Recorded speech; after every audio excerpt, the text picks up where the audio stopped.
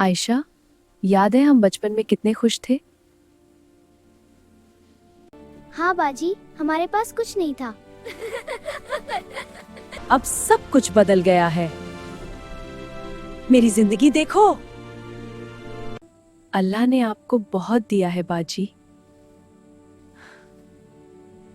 और तुम्हें? तुम तो अब भी वैसी ही हो।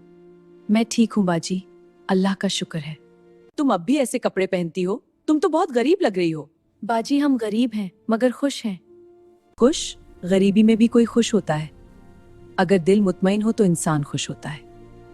मेरी जिंदगी देखो, बड़ा घर, नौकर, सब कुछ।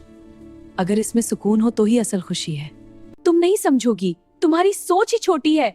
हो सकता है बाजी, मगर मैं मुतमईन हूँ। सब खत्म हो गया, कारोबार डूब गया, नौकर भी चले गए, कोई साथ नहीं रहा।